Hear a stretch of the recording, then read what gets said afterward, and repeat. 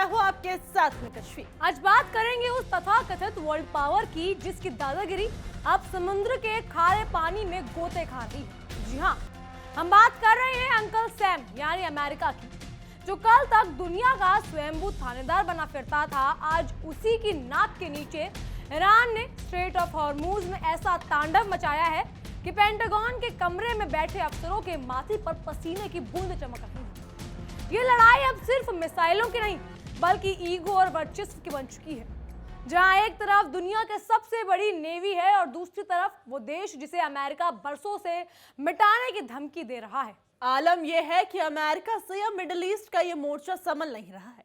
Iran ने साफ साफ लफ्जों में कह दिया है कि ये तुम्हारी वॉशिंगटन की कोई झील नहीं है, ये हमारा इलाका है और यहाँ पत्ता भी हमारी मर्जी से ही हिलेगा। अमेरिका की बौखलाहट का स्तर यह है कि उसने अपने ही घर में आग लगा ली है। रातों रात अमेरिकी नौसेना के सबसे बड़े रसूखदार अधिकारी यानी नेवी चीफ को ऐसे बाहर का रास्ता दिखाया गया है जैसे कोई होटल का वेटर खराब सर्विस देने पर निकाल दिया जाता है। ये कोई सामान्य इस्तीफा नहीं है, ये उस हार की हताशा है जो अमेरिका समंदर में झेल रहा है। लोग पढ़ रहे होंगे कि नेवी चीफ ने पद छोड़ दिया, लेकिन पर्दे के पीछे की सच्चाई बहुत कड़वी है। उन्हें बकायदा धक्का देकर बाहर फेंका गया है। क्यों?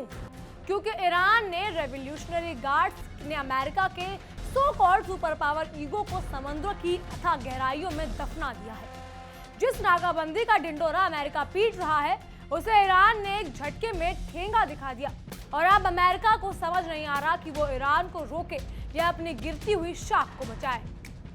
आज की इस रिपोर्ट में हम उस हर पहलू को उधेड़ेंगे जो बातें आपसे अब तक छुपाई गई हैं। हम बात करेंगे कि कैसे डोनाल्ड ट्रंप की जिद्दी रणनीति ने समंदर को बारूद का ढेर बना दिया है और कैसे एक छोटा सा देश महाशक्ति अमेरिका को उसकी असल औकात याद दिला सकता है।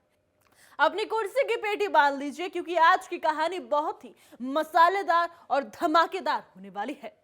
बिल्कुल कश्मीर, सबसे बड़ी खबर यह है कि नौसेना चीफ जॉन सी फेलन को अचानक चलता कर दिया गया। अब आप जरा सोचिए, सामने युद्ध जैसी स्थिति है, जहाज पकड़े जा रहे हैं और आप ऐन मौके पर अपने सेनापति को बलि चढ़ा रहे हैं। इसे ही कहते हैं खिसियानी बिल्ली खंबा नोचे। जब ईरान के छोटे छोटे ड्रोन्स और बोट्स के पार नहीं पाए तो सारा ठीकरा नेवी चीफ के सर फोड़ दिया गया। पेंटागन से इसे प्रशासनिक बदलाव कहा जा रहा है, लेकिन दुनिया की रक्षा विशेषज्ञ जानते हैं कि ये ट्रंप प्रशासन के भीतर मची भगदड़ का नतीजा है।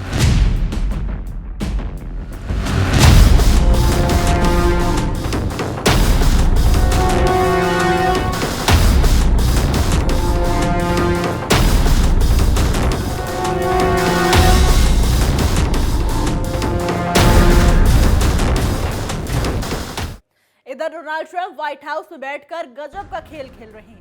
एक तरफ वो ईरान के बंदरगाहों की घेराबंदी करवाते हैं और दूसरी तरफ सोशल मीडिया पर शांति का राग अलापते हैं। ये तो वही बात हुई कि मुंह में राम बगल में छुरी। अमेरिका ने सोचा था कि नाकेबंदी करके ईरान का गला घोट देंगे, लेकिन उन्हें क्या पता था कि ईरान पलटवार में हॉर्मुज का गला ही दबा देगा।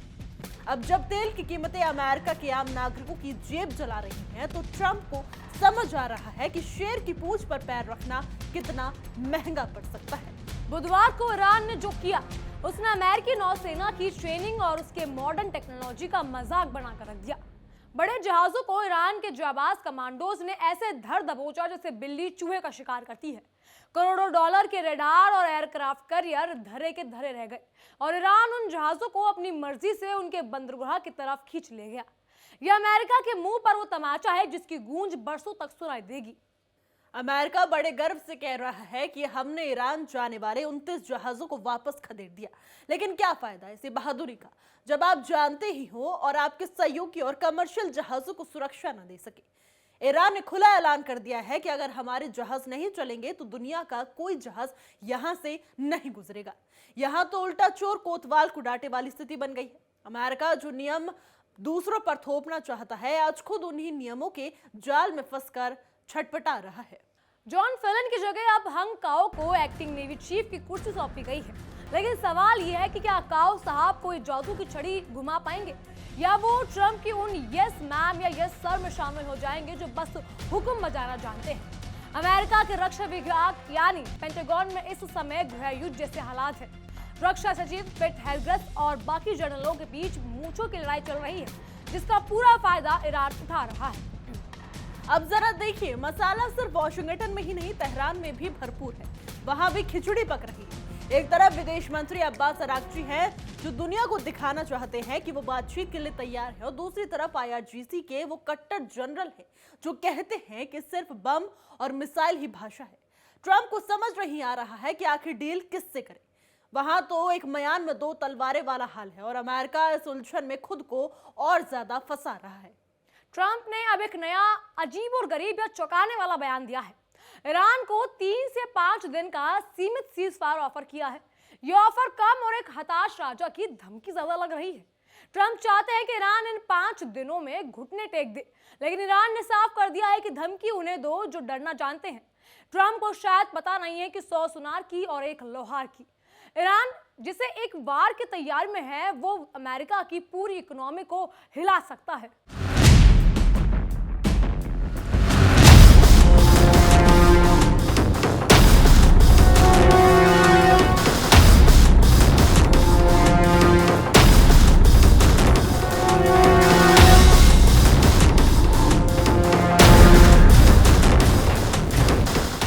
ईरान में अब मौसबा खामने पर्दे के पीछे से डोरियां हिला रही हैं।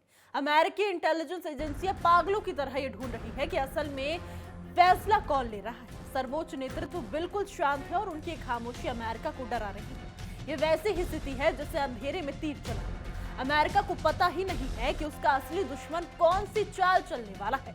स्ट्रेट ऑफ हॉर्मूज वो नस है जिसे अगर ईरान ने जोर से दबाया तो पूरी दुनिया की धड़कन रुक जाएगी। दुनिया का 20% कच्चा तेल यहीं से निकलता है। ट्रंप साहब भले ही बड़ी बड़ी बातें कर ले, लेकिन अगर तेल सप्लाई रुकी और पेट्रोल की कीमत बढ़ी तो अमेरिका के वोटर्स में उन्हीं व्हाइट हाउस के बाहर रास्ता रोक लेंगे जहां ट्रंप रहते हैं। ईरान इसी कमजोर कड़ी पर चोट कर रहा है। ईरान रुकने का नाम नहीं ले रहा। अब यूफोरिया नाम की तीसरे जहाज पर हमला करके उसने साफ कर दिया है कि यह कोई इत्तेफाक नहीं है, बल्कि सोची समझी रणनीति का हिस्सा है। अमेरिका अब दोराहे पर खड़ा है, या तो अपनी नाक रगड़कर प्रतिबंध हटाए या फिर एक ऐसी भयानक जंग में कूदे जिसका अंत अमेरिका के पतन की शुरुआत भी हो सकता है। तो दोस्तों, निचोड़ ये है कि अमेरिका ने ईरान को झुकने के चक्कर में अपनी ही नेवी की गरिमा को मिट्टी में मिला दिया है। नेवी चीफ को बीच जंग में हटा देना इस बात का सबूत है कि अमेरिका के अंदर सब कुछ बिखर चुका है।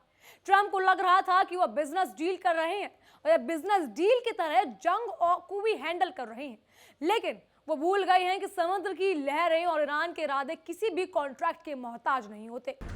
क्या आपको भी लगता है कि अमेरिका ने अपनी हार मानी है? क्या नेवी चीफ की बलि देकर ट्रंप अपनी गलतियों पर पर्दा डाल पाएंगे?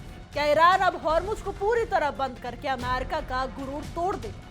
कमेंट सेक्शन में अपनी राय जरूर बताइए। फिलहाल के लिए हमारी रिपोर्ट में बस इतना ही। देश और दुनिया की तमाम खबरों के लिए देखते रहिए इंडिया डेली का डिजिटल प्लेटफॉर्म और हमारी खास पेज बैटल ग्राउंड। देखिए इंडिया डेली 24/7 अब आपकी स्मार्ट टीवी पर।